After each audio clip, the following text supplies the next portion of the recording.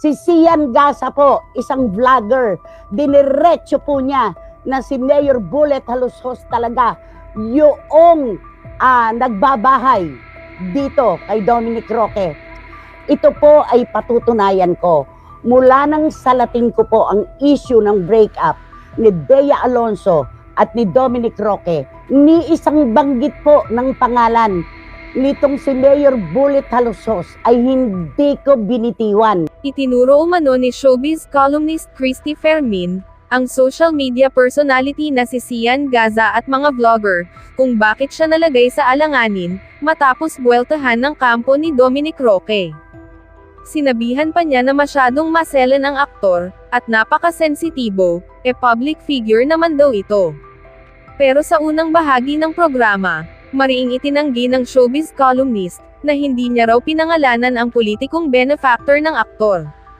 In fact, nagulat nga raw si Christy sa biglang pag-aray ni Bullet Halushos at Bong Suntay, kaugnay sa nasabing isyu.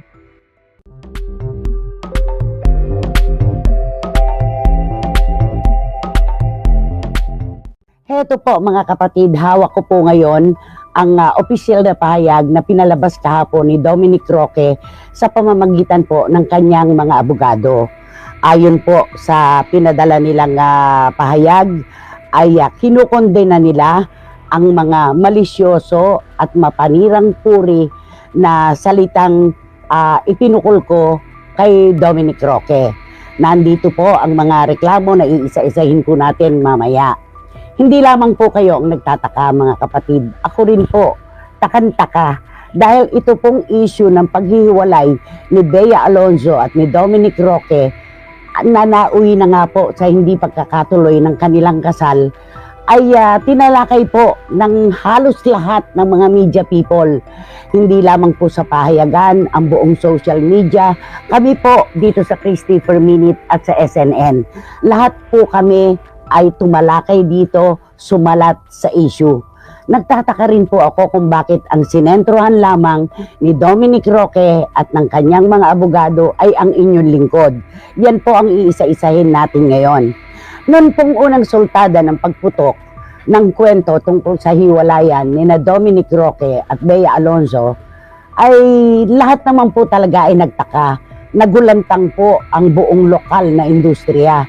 Loob at labas po ng showbiz ay nagtatanong, ano ba ang tunay na dahilan kung bakit magpapakasal na sila pero biglang naghiwalay at hindi na nga po matutuloy ang kanilang kasal.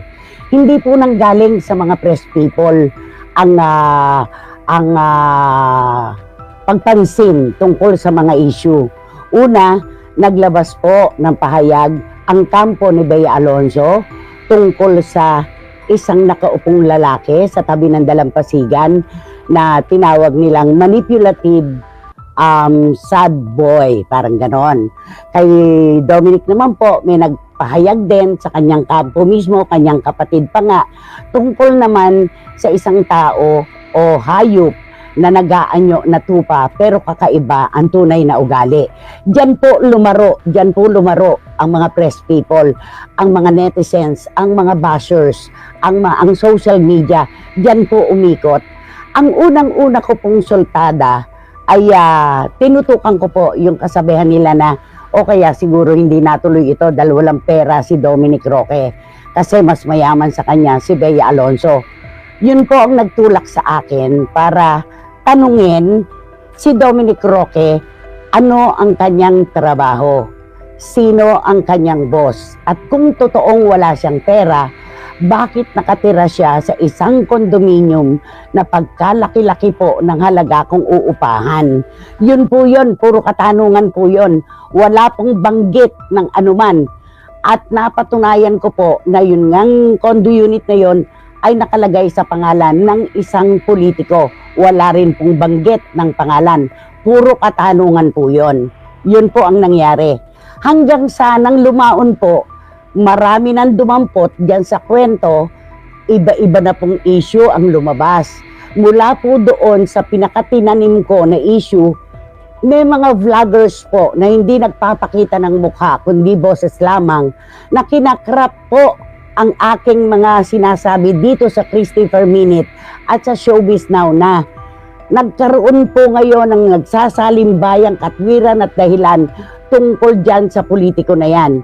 Hanggang sa isang araw, dahil ang dami-dami na po talagang politikong nauugnay dito sa isyong ito. Dahil pahulaan po parang naging pahulaan dahil kahit sino po ang magtanong sa akin, saksi po kayo mga CFMers, saksi po kayo mga netizens, saksi po si Senator Raffy Tulfo at si Senator Jinggoy Estrada at ang marami pa pong kaibigang pinagkakatiwalaan ko na pinagdamutan ko po ng pangalan ng politiko.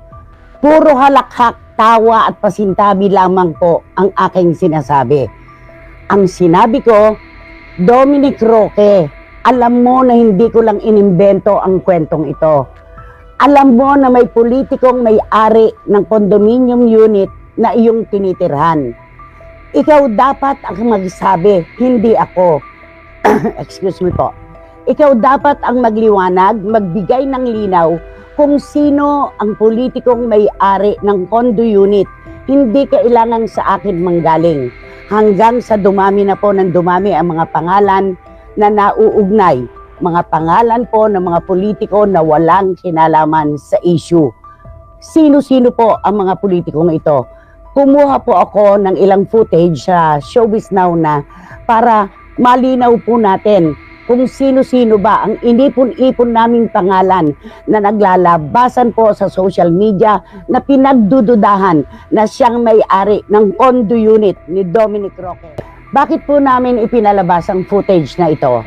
Yan po yung episode kung saan nadamay na po si Senador Bongo, si Ginoong Harry Roque, si dating kongresista Bong Suntay, si Congressman Sandro Marcos, at si Congressman Joey Salceda. Napakalinaw po. Minsan ko lang pong binanggit ang pangalan ni Ginoong Bong Suntay. Paglilinaw pa po. Ang totoo, may isa nga po siyang inaanak sa kasal na tumawag pa sa amin ni Romel Chica at nagsabi, salamat inilabas nyo sa issue ang pinagdududahan na si Mr. Bong Suntay. Ninong ko siya sa kasal. Napakalinaw po. Wala po kaming sinabi na benefactor ni Dominic Roque. Itong si Ginoong Bong Suntay, hindi po namin sinabi na nagkaroon siya ng gasolinahan dahil sa espesyal na pagtrato. Dito po sa mga binanggit na pangalan na pinagbibintangan at pinagdududahan na may-ari ng condo unit ni Dominic Roque, narinig niyo po ba?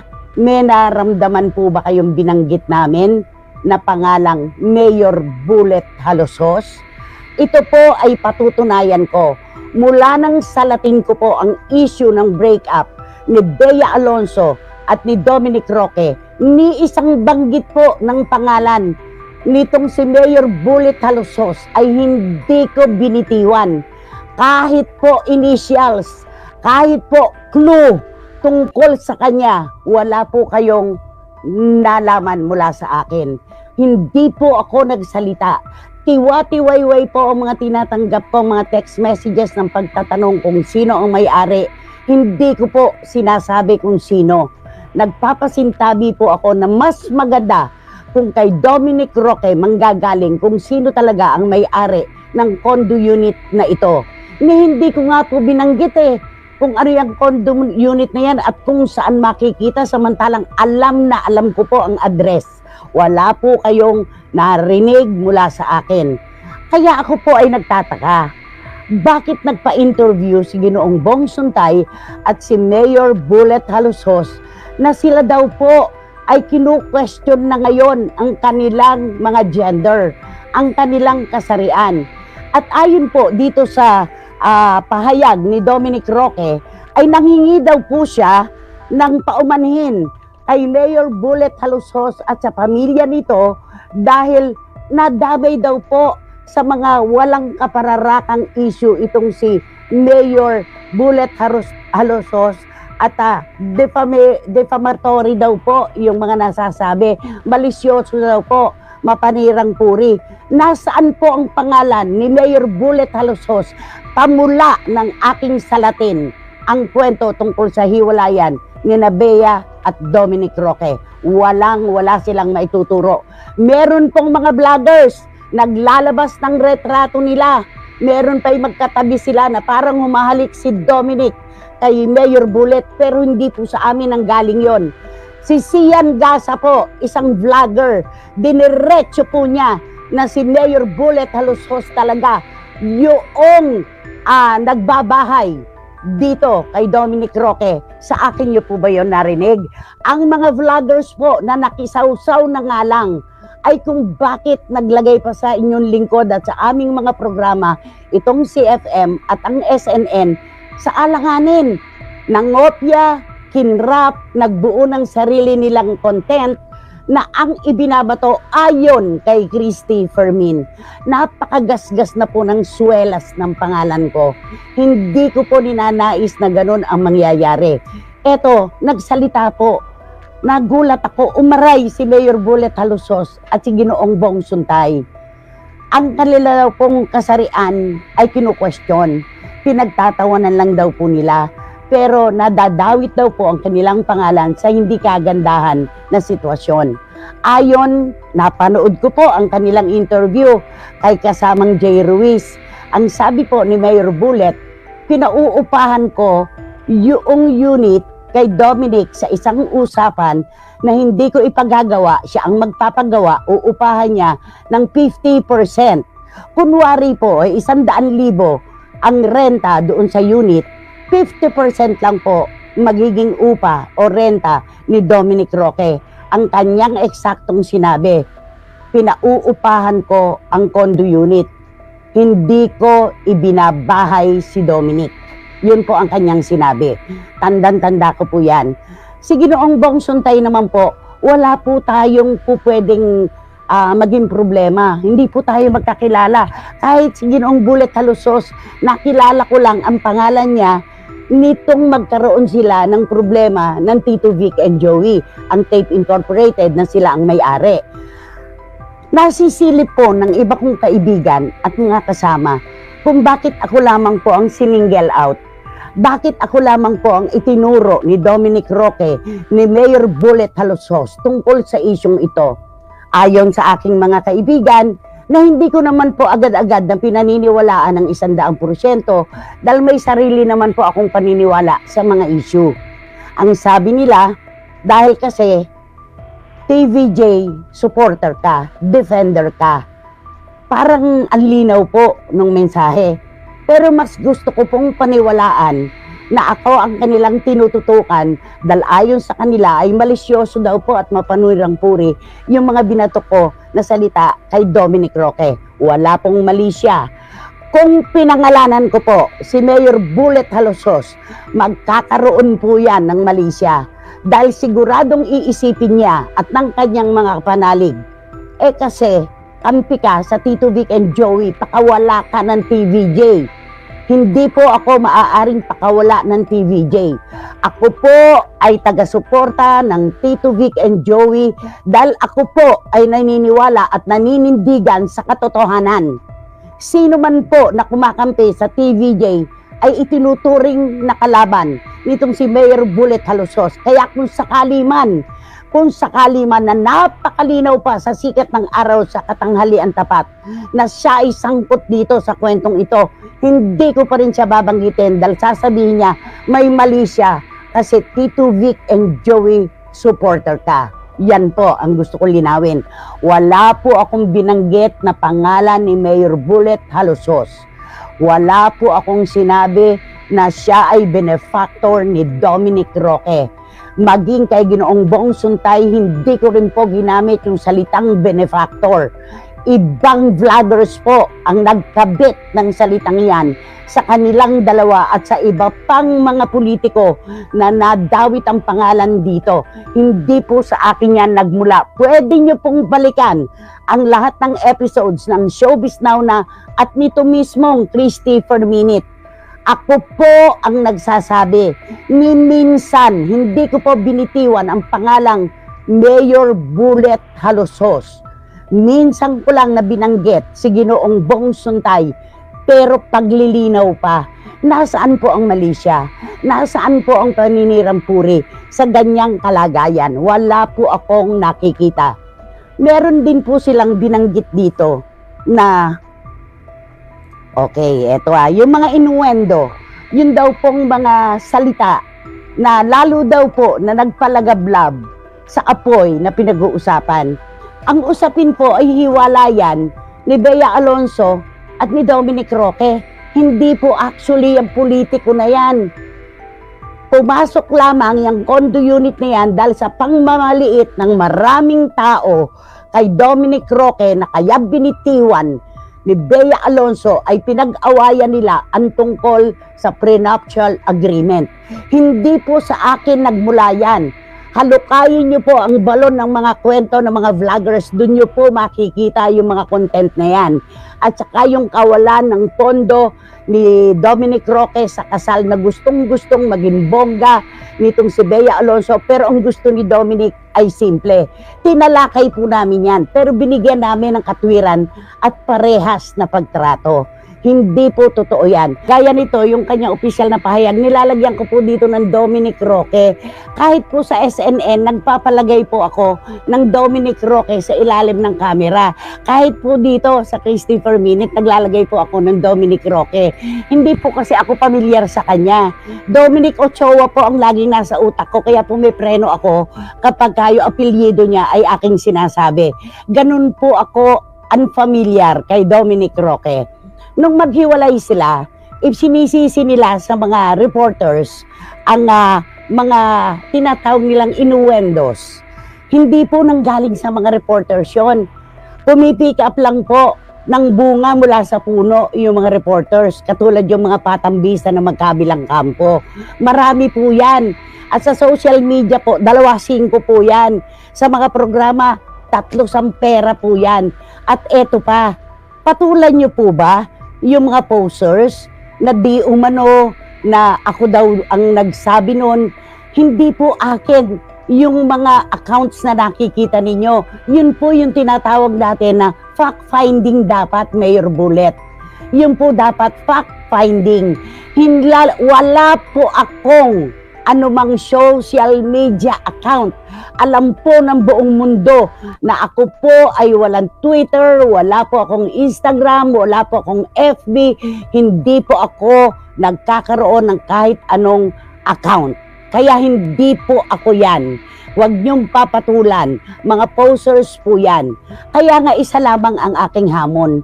Maglabas kayo ng resibo na binanggit ko ang pangalan ni Mayor Bullet Halusos sa kabuuan ng kwentong ito. Mula nung aking umpisahan na talakayin ang hiwalayang Bea at Dominic Roque, maglabas po kayo ng resibo. Paninindigan ko yan kapag meron. Pero kapag wala, ano naman po ang mangyayari? Ako'y idiniin ninyo ng walang kasalanan. Yun lang naman po yun. At eto pa, malisya, wala pong malisya. Unang-una, ano ang malisya ko para siraan si Bea at si Dominic? Ang totoo po, ipinagtatanggol ko pa nga sila. Isa lamang po yan, tiwayway po yan, na nitong bandang huli nga ang nanenega pa nga ay si Bea at si Dominic ang umaangat. At halos nakalimutan na nga po yung kwento ng kondo. Halos nakalimutan na yung kwento tungkol sa politiko na wala naman po akong binanggit, pero kung bakit nagsasalimbayan. Ang dami-dami po mga larawan nila na lumalabas.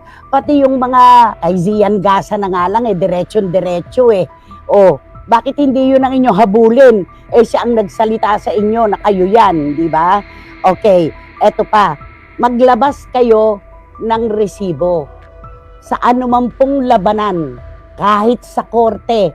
Maglabas po kayo ng resibo na ako ang nagbanggit ng pangalan ni Mayor Bullet Halusos. Maglabas kayo ng resibo na binigyan ko ng malisyosong interpretasyon ang kanilang pagkakaibigan. Sino po ba ang pumiyok? Sino po ba ang umamin? Hindi ba't nagpa-interview nga sila ni Ginoong Bong Suntay at inamin niya na kanya yung condo unit na pinatitirahan niya 50% ang bayad ni Dominic Roque. Kaya nga ang sabi ko, Dominic, alam mo na hindi imbento ang kwentong ito. Alam mo na hindi sa iyo ang condo unit na yan. Dapat ay sa iyo manggaling. Bakit pinatagal mo pa kasi? Dapat yan, agad-agad ay sinagot mo na, yes, I do not own the unit. Ang may-ari nito si Mayor Bullet Halusos. Tapos ang kwento. Ganun lang dapat. At saka yung paghiwalay nyo ni Bea Alonso, tiniwangwang nyo rin ng matagal na panahon. Binigyan nyo ng malawak na daan, bintana, pinto, bubong, ang mga reporters, ang mga vloggers, ang mga bashers, para panghimasukan ang breakup nyo. Samantalang po pwede nyo namang linawin kung bakit nga ba kayo nagkahiwalay at bakit hindi na matutuloy ang kasal at ano ang tunay na dahilan. Naglabas kayo ng inyong pinagkasunduan na official statement, pero wala kayong binanggit na dahilan. Habang wala kayong binabanggit na dahilan kung bakit hindi matutuloy ang inyong kasal, ang mga tanong ay hindi matatapos. Ang pagdalirot ng publiko sa mga nakatago na espasyo ng inyong love life, hindi po pwedeng mahinto yan. Ang kailangan, diretso ninyong sabihin. Diretso ninyong sabihin kung ano talaga ang tunay na dahilan. At ngayon, Dominic Roque, napakaselan mo. Napakasensitibo mo. Public figure ka. Pero lumalabas dito sa iyong pinalabas na pahayag, opisyal na pahayag sa pamamagitan ng iyong mga abogado na ayaw mong may naririnig at nababasa na para sa iyo ay hindi kagandahan na kwento. Hindi po pwede yun. Hindi pwede yun. Pinasok mo ang mundo ng showbiz, nasa lokal na aliwan ka. Kapag ipinasok mo ang isang paa mo dito, kasunod ang kabila. Yung kapribaduhan na hinihingi ninyo ni Bea, maramot sa inyo yon. Hindi kayo pagbibigyan ng kapalaran. Kapag hiningi ninyo ang kapribaduhan, mabibigo kayo. Unang-una, public figures kayo. Huwag na nating gamitin yung public property. Dahil may sarili din kayong buhay na dapat itira kahit kudlit lang para sa sarili nyo. Pero figura kayo ng showbiz. Public figures kayo. Ano mang nangyayari sa buhay nyo ay para kayong isda sa aquarium. Tinititigan kayo. Bawat paling ninyo, bawat galaw nyo, mapapansin. Lalo na si Bea Alonso. Ikaw, Dominic, hindi ka pa nga gaanong sikat.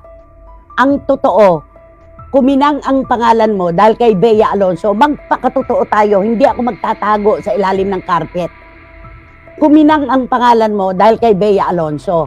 Tapos ikaw pa ang magiging ganito kaselan, ganito ka inosente, ganito ka mapili ng mga gusto lang marinig at mabasa.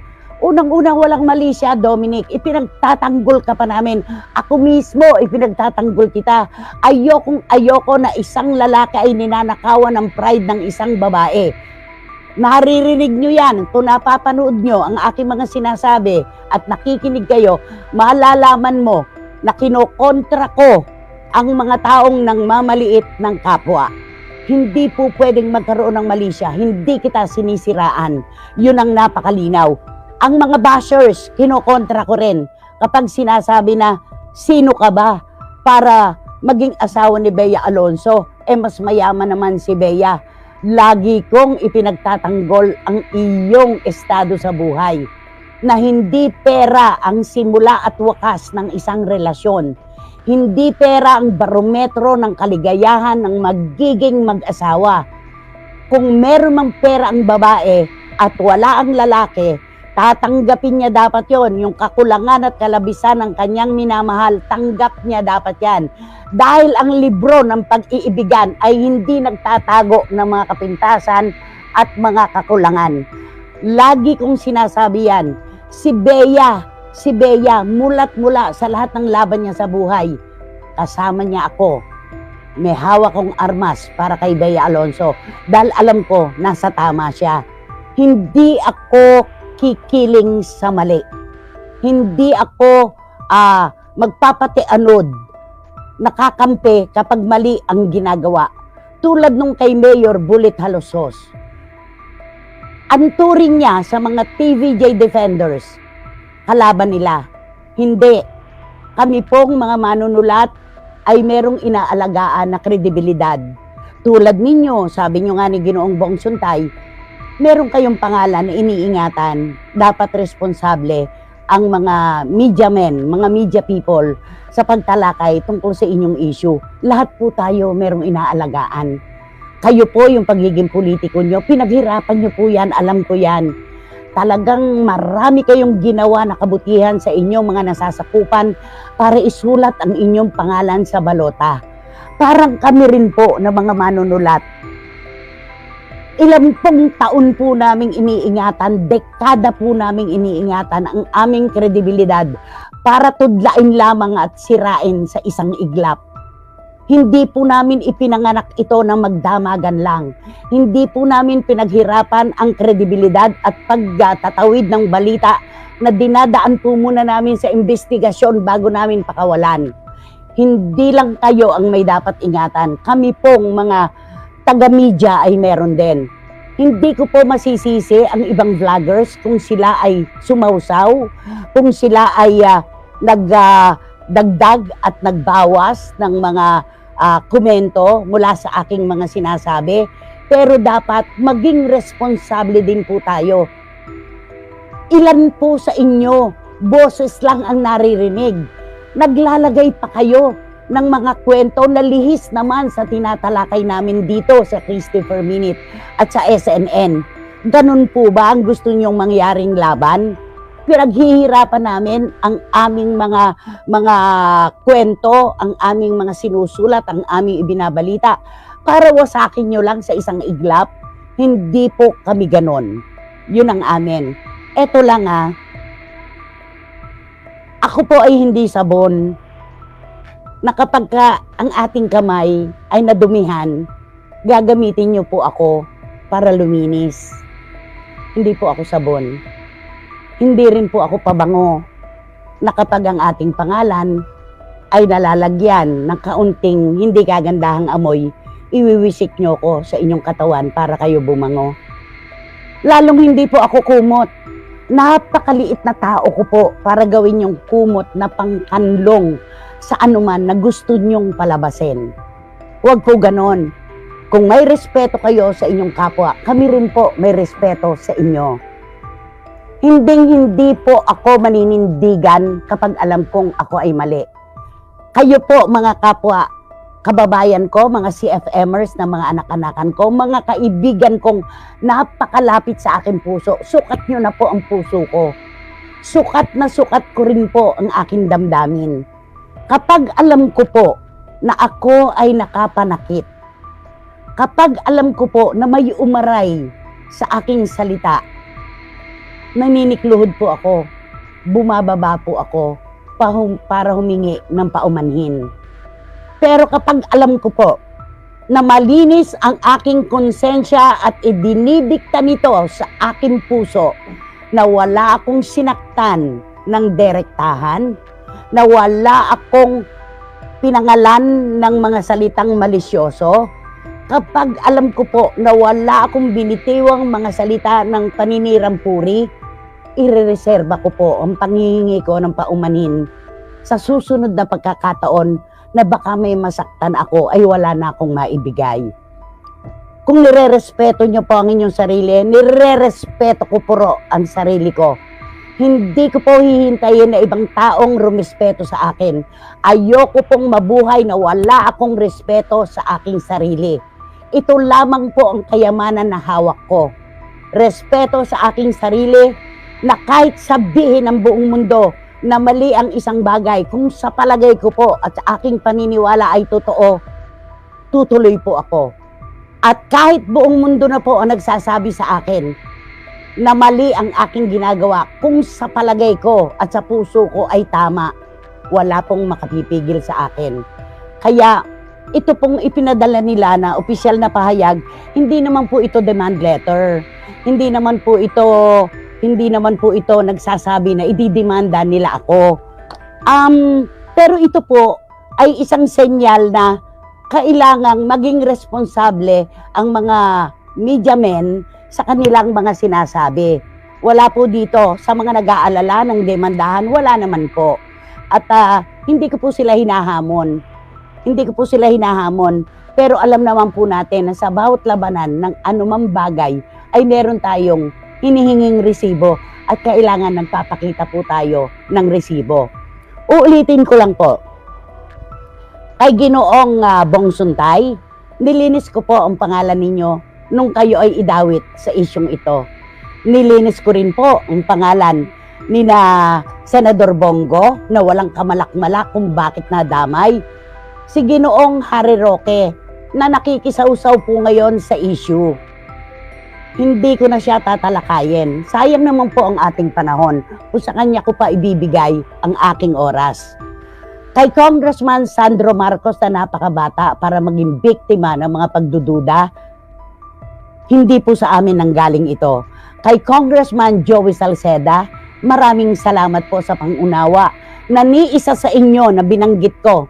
Wala pong tumawag, nagpasulat sa abogado dahil alam ninyo na hindi naman kayo dapat madamay, pero mga politiko kayong tanyag at kayo'y inihalo lamang sa usaping ito kahit wala kayo talagang kinalaman. Kaya ako'y nagpapasalamat sa mga politikong ito na hindi po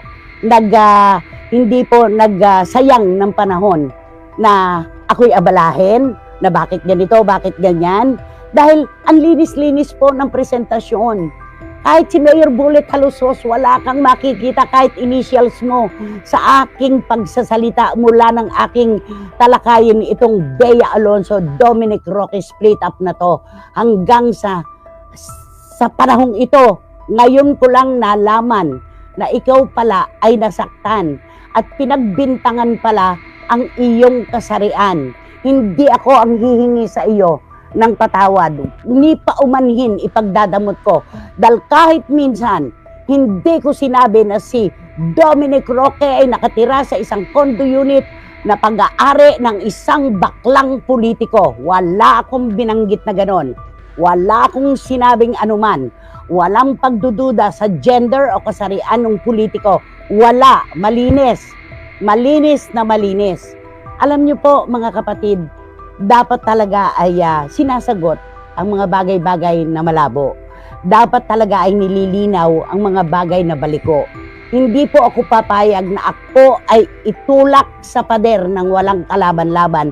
Lalo na kung malinis ang aking puso at konsensya na wala po akong sinaktan, wala pong malisya ang aking mga binitiwan at lalong wala pong paninirang puri. Mamaya po, mga kapatid, meron pa tayo mga isyong tatalakayin kasabay ang pasasalamat sa mga tao na hindi nagkulang ng respeto, tiwala, paghihintay at pagmamahal. Para sa iba pang karagdagang mga balita ng Senior Buzz, ay mag-comment lamang po, mag-like at mag-share sa video na ito, at huwag po nating kalimutang mag-subscribe sa aming channel. Maraming salamat po sa inyong panonood.